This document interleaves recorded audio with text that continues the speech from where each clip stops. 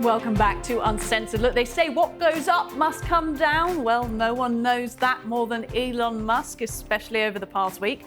The business magnate has been forced by San Francisco authorities to take down his giant glowing X sign after local residents complained it was interrupting their sleep. And it's just the latest setback for Musk's attempts to rebrand Twitter and that iconic blue bird symbol. The platform, which saw Ye West's account reinstated at the weekend following an almost 8-month ban for anti-Semitism, also faces accusations of allowing hate speech to go unchecked.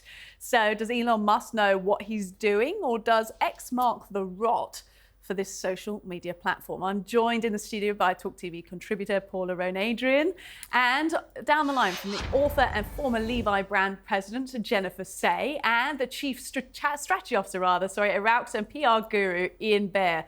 Thank you all so much. Look, Jennifer, I'll come to you first because you have headed up a much beloved brand. When you saw this rebrand from Twitter to X, and it's still very much in process, and it's in a very bumpy rebrand, what have you made of it all? Well, I'm of the sort of school of thought from a branding standpoint, but that a brand is what you make of it, and brand logos, brand meanings, they're expansive. And so, I think what he's trying to signal is that X is going to be a super app, like China's WeChat. We don't have anything like that here in America, for instance. And, X is sort of meant to kind of be broad and expansive. But I think when you have a brand and a logo and a mark like Twitter, which has to have 90% awareness at least, I feel like the smarter route, and I'm an avid Twitter user, but I feel like the smarter route would have been to keep the existing name and logo and to expand the meaning with enhanced product services. This feels like a distraction to me. Look, sold. If I was Musk, I would have hired you to give that advice because I am a real. No one hires me. I am a real Twitter. Nice comeback. I am a real Twitter user, or now an X user. Hate the rebrand, if I'm being quite honest. I do think Musk has slightly lost his way, but I kind of have to hold my sort of breath here because he is a sort of twisted genius. So you've got to give him time with these things, with Tesla, with everything else. He's proved time and again that he can just make it work. But look, let's be honest, Ian, advertising revenues down extraordinarily. He's got this huge debt load in the company as well. I don't want to get too much in the business weeds because it's just what I like to do. But also just an X, the letter X, for some reason to me, it's a sort of totem of his fragile masculinity. Am I going too far? Well, look, X is Elon Musk's personal brand. I mean, before he was the monolithic billionaire force of nature that he is, he had this thing called X.com that he sold to PayPal.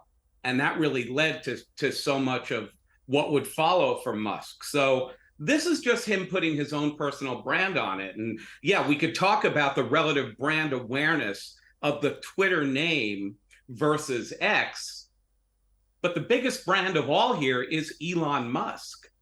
And what he decided to do 10 days ago is really the end of what's been going on for a year. You spoke to the declining ad revenues. There's been a huge turnover and shift in the base. The base has become a little more politically skewed, actually a lot more politically skewed than it formerly was. So this is just the conclusion of a process, and I completely agree. I mean, now what we're going to see, here's the next act, right? There's a new CEO, Linda Yaccarino, who, if nothing else, is doing a really good job of mouthpiecing Musk's vision as something that she buys into.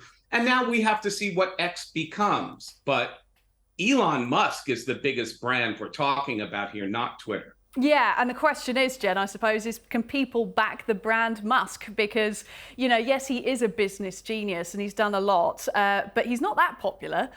He's very controversial. Famously, he's got sort of 10 children by many different women, which doesn't really get a lot of women on side. Also, he's not really got San Francisco on side at the moment, which, of course, is the corporate headquarters for that company. He's having this battle about this giant X logo, but it's sort of all a bit Gotham City-esque, isn't it? It's sort of like he's this megalomaniac genius falling out with the authorities there. What do you make of it? Or do you think people will gather behind Musk like Ian's suggesting?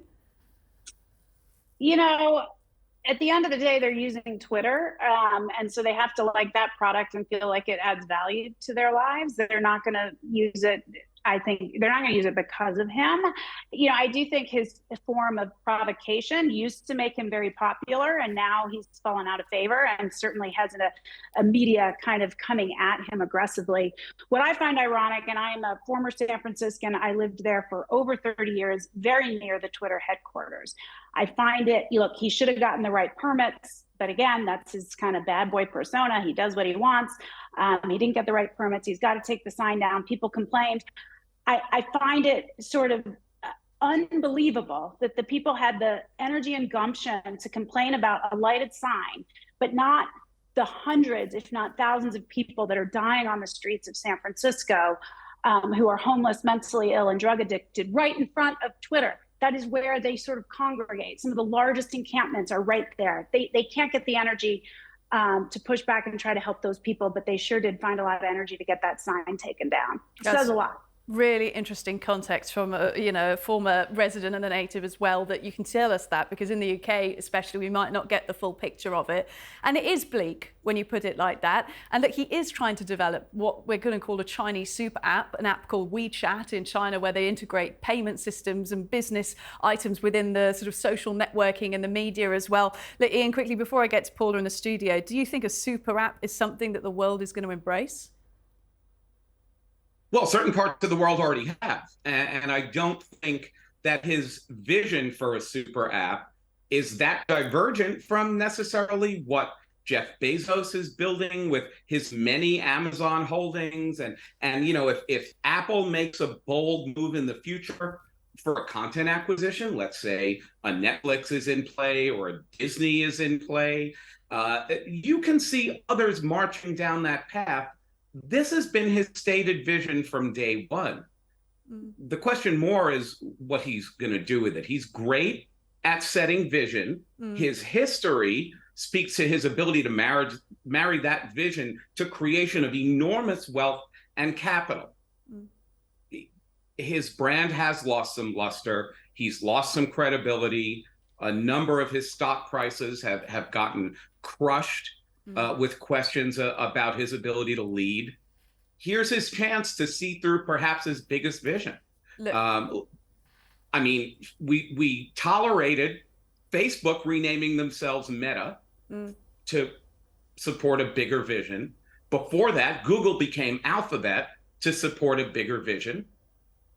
It can work. There is precedent for it. Look, I want to come to Paula in the studio now and talk a little bit about hate speech, because that is where some of the brand luster has been lost, as Ian just put it. Especially for me, when I'm using the app, you know, you can just feel and you can see that there is more. And there's an organisation called the Centre for Countering Digital Hate.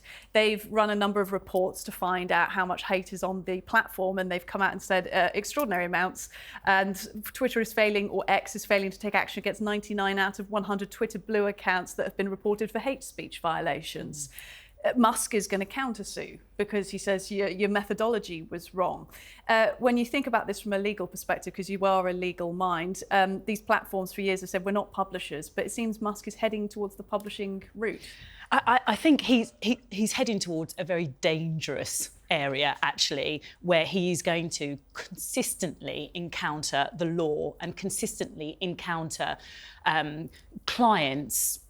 We can't call them tweets anymore, users, social media users, who are going to be upset with what he is essentially promoting, because he is providing this platform that will allow for hate speech. Now, interestingly, as I understand it, the lawsuit has been lodged. It was lodged on Monday in the Californian court, and where that's going to take us, I don't know.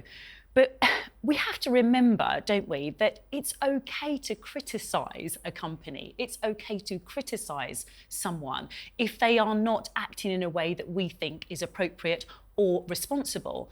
And when we talk about freedom of speech, we're not talking about the right to have your say.